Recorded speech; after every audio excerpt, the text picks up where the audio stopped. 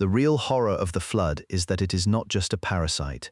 It is an intelligent invasion that can absorb bodies, steal knowledge, and use that information to spread faster than most forces in Halo can respond. That makes it far more dangerous than a normal outbreak.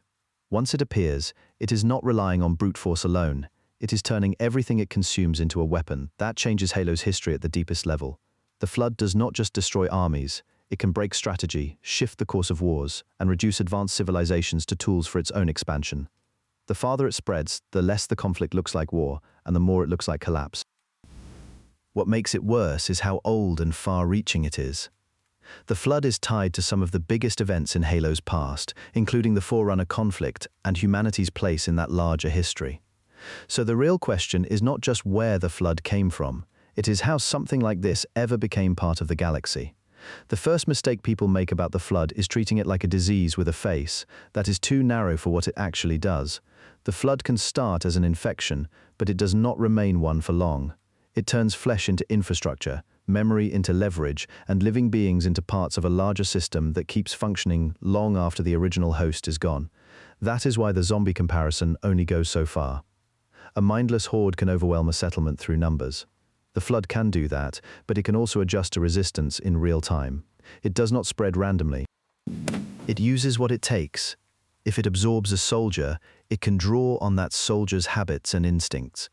If it absorbs a pilot, it can use that knowledge to move more effectively. If it reaches larger concentrations of intelligence, the threat grows again, because the flood is not locked into one body or one mind. It is distributed. The more it consumes, the more coordination it can build. That is what makes it so dangerous in Halo. Other enemies are threatening because they are strong, disciplined, or technologically advanced. The flood is threatening because it can turn all of those things against you. Armor does not matter once the infection gets inside it. Strategy does not matter if the enemy can learn from your own command structure. Even a battlefield victory can become a loss if the flood leaves with new knowledge, new bodies, and new ways to spread. A defense can still feed the problem if containment fails for even a moment. That also explains why the flood is never treated as a simple biological event. It behaves more like a collapsing network of stolen lives. At the lowest level, it is infection forms and biomass. As it grows, it begins producing forms that can act with intent, organize resistance, and direct other parts of the swarm. The horror is not just that it kills, it remembers, it learns, it scales. That is why a single outbreak can turn into a strategic catastrophe so quickly. An isolated infection becomes a local infestation, then a coordinated assault, then something that can overwhelm systems built for conventional war. There is a deeper reason it feels unnatural in the lore as well. The flood does not fit the normal rules of a species struggling to survive. It does not build civilization in the usual sense, but it does create structure.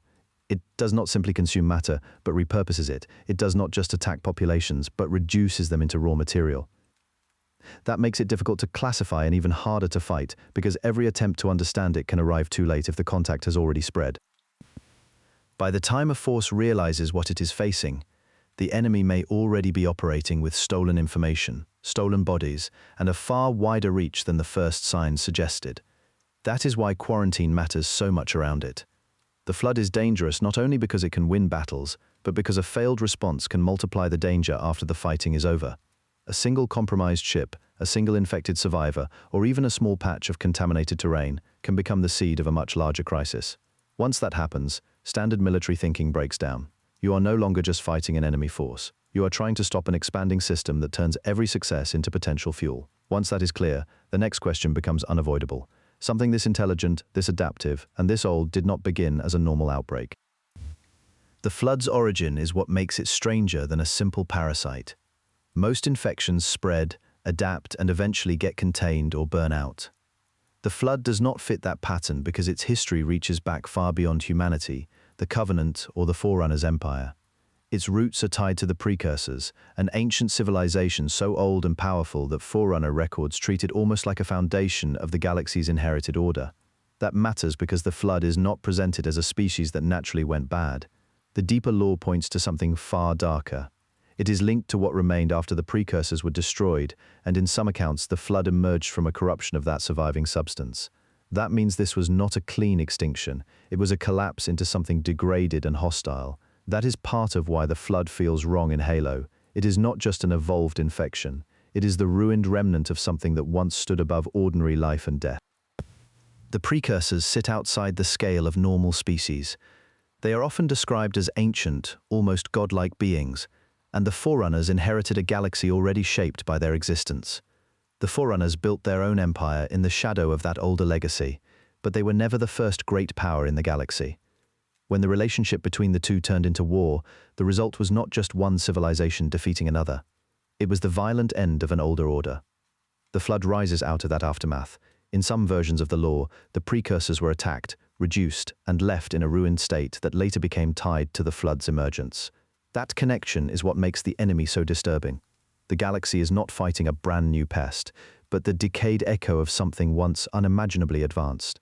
That is also why the Flood does not behave like an ordinary biological threat, even when it starts small. It carries the legacy of a civilization that understood existence on a scale the Forerunners could barely confront.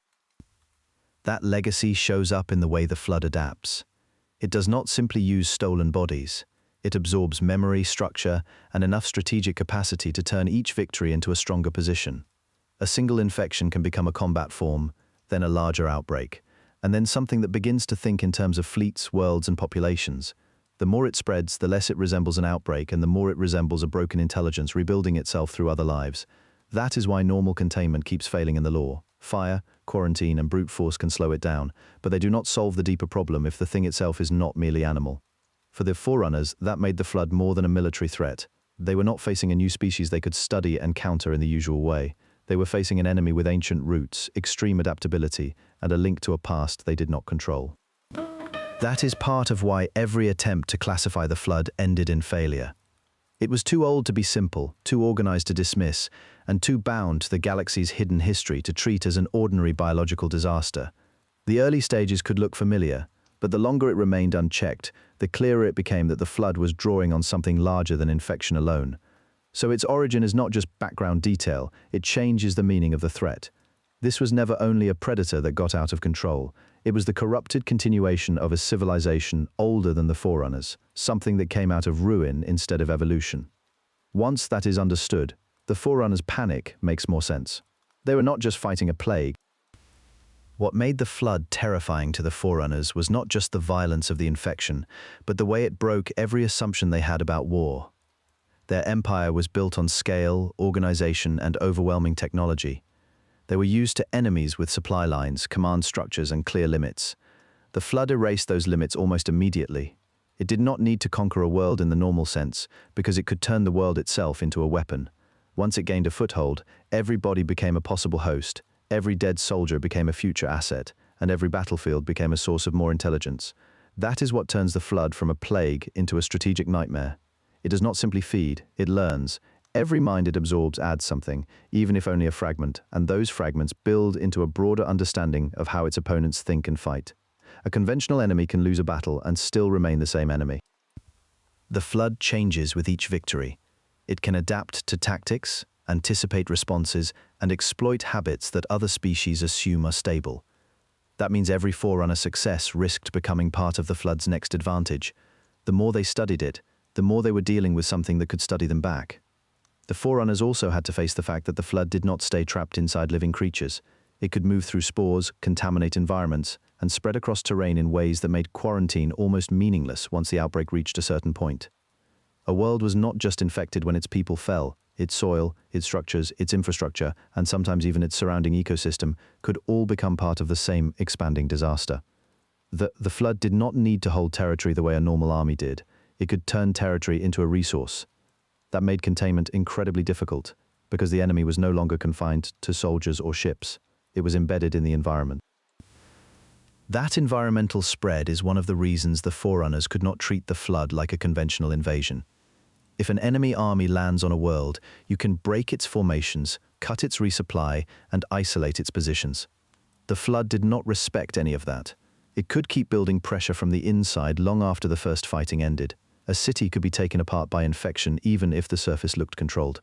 A colony could be compromised by what had already entered its systems. In other words, the Forerunners were not just defending borders. They were trying to defend the idea that a border still meant anything. Space made the problem worse. Forerunner fleets were powerful enough to dominate most known opponents. But the Flood learned how to turn captured ships and crews into part of its own advance. A fallen vessel was not merely lost. It could become a carrier. A damaged fleet was not simply a battlefield result, it could become an internal breach. In that sense, every boarding action, every evacuation, and every last-ditch retreat carried the chance of making the crisis larger. The Forerunners were not just losing battles, they were losing the ability to trust the systems they depended on to fight battles in the first place. That mattered because Forerunner warfare depended on precision and coordination. Their ships, their command networks, and their military machine were built around the assumption that information could move faster than chaos. The Flood attacked that assumption directly. If it infiltrated a crew, it could turn a ship's own personnel into the means of its capture. If it absorbed enough minds, it could imitate the logic of command and use that knowledge against the next defense line. Even partial infection was dangerous, because the Forerunners could no longer be certain whether a signal, a report, or a retreat order had been compromised. Once trust in communication starts to fail, an empire begins to fracture from the inside. That is why fear spread so quickly through their leadership. The problem was not that the Flood could win one engagement. It was that no single victory seemed to matter for long. Destroying infected forces did not guarantee safety, because the Flood had already proven it could return through survivors, through spores, through damaged stations, and through the minds of the dead. It could also exploit the Forerunners' own caution. The more they tried to isolate the threat, the more they were forced into defensive positions that bought the Flood time to spread elsewhere. In practical terms, that meant the war was always slipping out of any clean military frame. Once the scale became clear, the Forerunners were no longer dealing with an outbreak they could contain with local force. They were looking at a phenomenon that could move from one system to another, jump from ground war to space war, and continue growing in every theater at once. That is what made their fear so rational. Even their strongest victories were temporary unless they could stop the underlying mechanism of spread, and the Flood kept finding new ways to survive each attempt at suppression. Even the Forerunners' scientific confidence collapsed against it. They were a civilization that believed it could model almost anything, classify almost anything, and eventually control almost anything. The Flood resisted that approach at every step. It was not predictable in the ways they needed, because it was not just a biological organism, it was an adaptive system that merged biology, memory, and coordination into one expanding threat. Once that became clear, the scale of the crisis stopped being local or planetary. It became a problem that could touch fleets, worlds, and entire sectors at once. And that is the real reason the Forerunners feared it. They did not see a powerful enemy and then overreact. They saw their usual rules fail, one after another, until the Flood stood exposed as something their empire could not safely absorb, study, or contain. A civilization that had dominated the galaxy found itself confronting an intelligence that could ride inside living bodies, consume whole ecosystems, and turn victories into fuel. At that point, the danger was no longer whether the Flood could win a battle. The Halos were never built as monuments to Forerunner greatness. They were built because greatness had already failed. Once the Flood proved it could outthink normal military responses and keep spreading no matter how hard the Forerunners pushed back, the ancient empire reached a much darker conclusion. There was no safe way to defeat it in place. Containment had broken down. A cure was not available. Waiting only gave the parasite more time to adapt, absorb new forms, and keep forcing through every defense the Forerunners put in its path. That left one answer, and it was the worst one possible: remove the Flood's ability to feed at all. That is the real purpose of the Halo array. The rings were designed to starve the Flood by wiping out nearly all complex life in the galaxy, cutting off the biomass it needed to survive and spread. They were not shields, and they were not symbols. They were extinction engines, built on a scale that matched the scale of the threat. By the time the Forerunners committed to the array, they were no longer thinking about winning battles on infected worlds. They were thinking about denying the parasite an ecosystem. The logic was cold, but it was consistent. If the Flood needed sentient life, industrial civilization, and living mass to keep growing, then the surest way to stop it was to remove the food source. That is what makes the rings so unsettling in Halo lore. They look clean, ancient, almost sacred, but their function is terrible.